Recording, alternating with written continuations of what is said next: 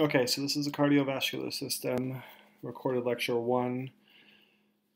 Cardiovascular system is composed of the heart and all the associated blood vessels. Average size of the heart is about 14 centimeters long, 9 centimeters wide this way. The heart lies posterior to the sternum and medial to the lungs. Remember in A&P 1 we talked about those cavities with the pleural cavities and the mediastinum with the heart in there also, with the pericardial cavity. It's anterior to the vertebral column, so it lies in front of the spine. In general, the base of the heart is around between the second and third rib, so beneath the second rib.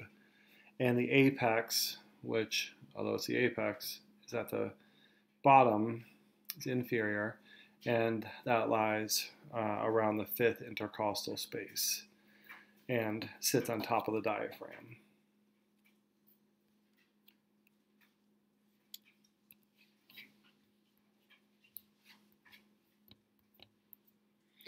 All right, coverings of the heart really focus on the fact that the heart is covered by, the organ itself is covered by that visceral pericardium. And then the parietal pericardium, remember, is going to line the cavity.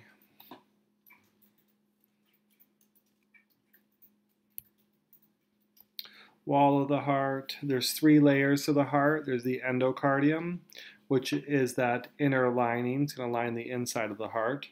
And like any of those inner linings for all these hollow organs, it's always going to be some connective tissue with an epithelial membrane. The myocardium is the actual heart muscle, so this is the cardiac muscle. And the epicardium is the serous membrane. Remember, serous membrane secretes a serous fluid for lubrication. And that's the protective covering on the outside of the heart. It also is where capillaries and nerve fibers are going to run through. And the epicardium, remember, is part of the visceral pericardium.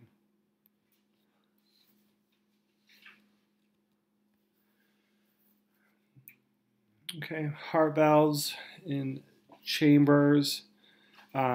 There's 2 kinds of valves. There's the pulmonary valves and the aortic valves.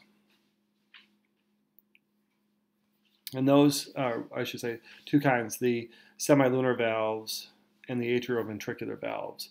The pulmonary valve and aortic valve are the semilunar valves. Okay, so pulmonary and aortic are the semilunar. And then the tricuspid and bicuspid are atrioventricular valves. And then there's 4 chambers in the heart. Right atrium, and plural for atrium is atria. Right ventricle, left atrium, left ventricle. Skeleton of the heart. Really the purpose of this is that the valves in the heart need something solid to attach to so they can do their work, and that solid structure is what we call the skeleton of the heart. And they're just fibrous rings where those heart valves are attached. Okay, this coronal section of the heart. So we'll look at this in a few different sections, some coronal sections with anterior and posterior views, and also some medial sections. So the heart, here are the 4 chambers. You get this right atrium, and then the right ventricle. And then you get the left atrium and the left ventricle. The right atrium has the superior vena cava and the inferior vena cava that feed into it. And then the tricuspid valve is between the right atrium and the right ventricle. Blood then leaves the right ventricle and it has to pass through the pulmonary valve to go out to the lungs. The blood returns from the lungs and goes into the left atrium, passes through the mitral valve, and goes into the left ventricle. And then the next view shows this part of that pulmonary trunk cut away. And the left ventricle pumps blood out through the aortic valve, and the blood goes out to the body. Okay. Pointing out just a couple more things. Here's a pulmonary trunk. And the pulmonary trunk is going to divide into the left and right pulmonary arteries. This is probably a good time to talk about the fact that for all arteries, arteries always carry blood away from the heart. And normally arteries carry deoxygenated blood, or oxygenated blood. But the pulmonary arteries are the exception because they're carrying deoxygenated blood. Same thing with veins. Veins always carry blood towards the heart, and normally that blood is deoxygenated. But the one exception, or the exceptions I should say, are the left and right pulmonary veins are carrying oxygenated blood because they're carrying the blood back from the lungs. Okay, and this is a good diagram to talk about how blood goes through the heart, out to the lungs, and out to the body. So blood's returning to the heart from the superior and inferior vena cava. Both of those empty into this right atrium. The right atrium also has, we'll talk about that in a second, but the right atrium, from the right atrium, the blood goes through the tricuspid valve into the right ventricle.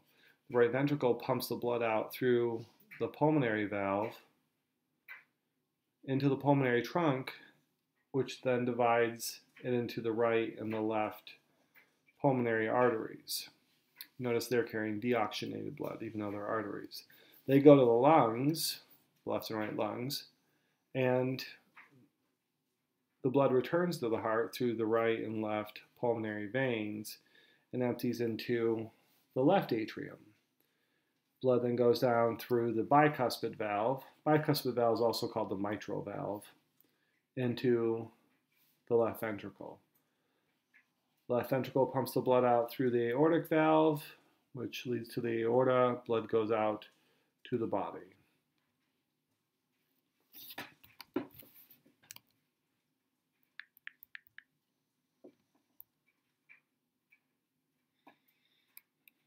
Okay, and this describes that that pathway.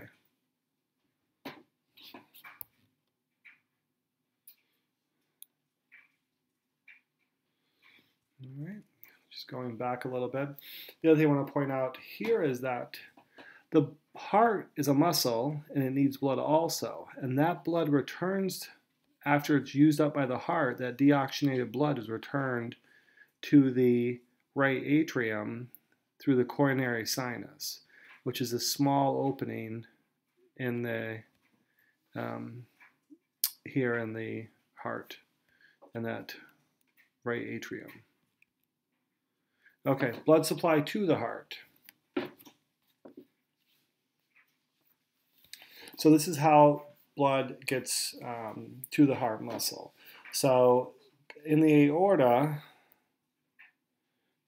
starting in the aorta, the very first blood to come off of the aorta, or to come out of the heart and into the aorta, the oxygenated blood, can then access the heart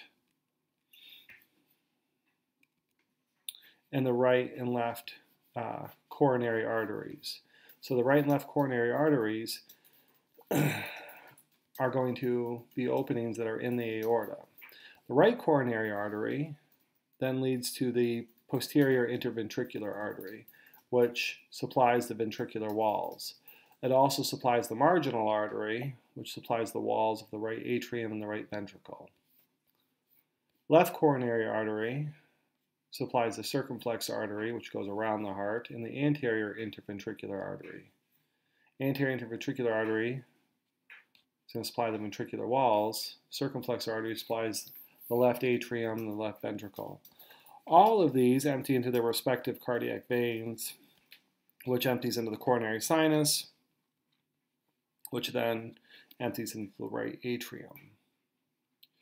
When we look at this actual diagram, it's a little bit easier to visualize because here's this aorta. Now remember, the blood's coming out right out of here, right into the aorta.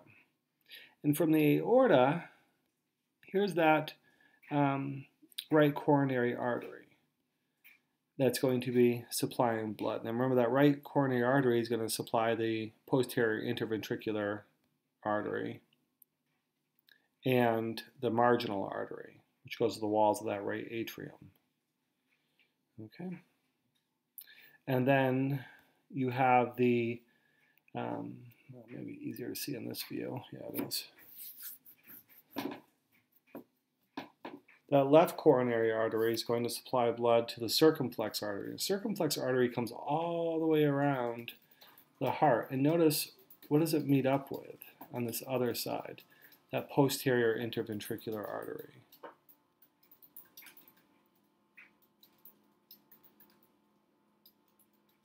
Okay, and this shows that the blood actually has something called lateral circulation, where even if you were to interrupt, say, blood supply here, if you got a clot in your circumflex artery, you would still be able to supply blood to the posterior section of the heart by this lateral blood flow that comes around from the other side, from that posterior interventricular artery.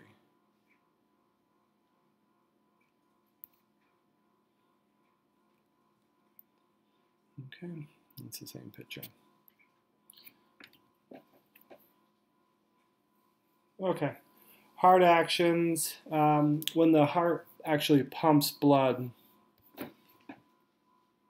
should say, that's when we get those sounds. We'll talk about those in a second. But we've got the atrial systole and ventricular diastole. So systole is when the heart is pumping. It's actually squeezing the blood. And then diastole is when that muscle is relaxed. So the atrial systole is when the atria are squeezing the blood because the muscle is contracting. And then when we have atrial systole, we have ventricular diastole. So when the atria are contracting, the ventricles are relaxing. Okay, so let's start with when all that blood's emptying into the right atrium. Remember, it's coming from the superior vena cava, the inferior vena cava, and the coronary sinus. When the atria are filling, it's just a passive filling. There's nothing squeezing this blood into here. As a matter of fact, the tricuspid valve is going to be open. Both the tricuspid and the bicuspid valves are going to be open. About 70% of the blood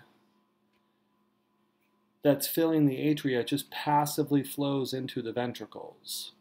The last 30% has to be squeezed in when the atria contract. So the last 30% gets squeezed in, but 70% of it just flows in. All right, the atrioventricular valves are open. Okay, and ventricles are relaxed, and then because the ventricles are filling, their pressure is increasing. When the ventricles get ready to contract, the atrioventricular valves close. These are going to close, and let's see if my pen working. So these are going to close. It's not the best color. Let's see if we can get a better pen color. That should work. There we go. So these valves will close when the ventricles are going to contract. And these chordae tendineae, which are these tendons here, or these cores, I should say there, chordae tendineae, are going to prevent the valves from bulging too far into the atria. So they prevent the valves from kind of prolapsing back into the atria. And the atria are going to be relaxed. While this is happening, while the atria are relaxed, the blood's still flowing into them. So you're still getting blood flowing into the atria because these valves are closed. It's a better picture here for that. These valves are closed. The chordae tendineae are preventing them from valves from pushing back in. And then the ventricular pressure increases because the ventricles are now going to contract and they're going to squeeze the blood out into the pulmonary trunk and to the aorta. Okay, so kind of just to go through that again. The atria are going to be filling with blood, and tricuspid and bicuspid valves are going to be open, allowing 70% of the blood to just flow into the right ventricles. Then the atria actually contract and push that last 30% in. The bicuspid and tricuspid valves close as the right ventricle and left ventricle start to contract. Their pressure increases, and that pushes blood out through the semilunar valves. And this is a good picture of that. Notice the semilunar valves, when they're closed, they kind of act like little cusps, like little catch-alls. So when the blood flows back down in because the pressure decreased, it catches it, and that's what actually closes the valve. So imagine when the ventricles stop contracting over here, that blood's going to flow back in and close those valves. Okay.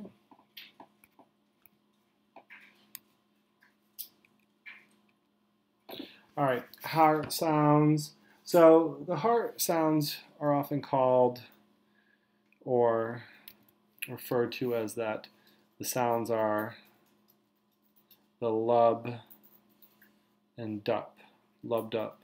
So the heart's like lubbed up, lubbed up. Blub is the first sound, and that occurs during ventricular contraction. And the sound is actually created by the atrioventricular valves closing. The dup sound is a second heart sound and occurs during ventricular contraction. It's the semilunar valves closing. Okay?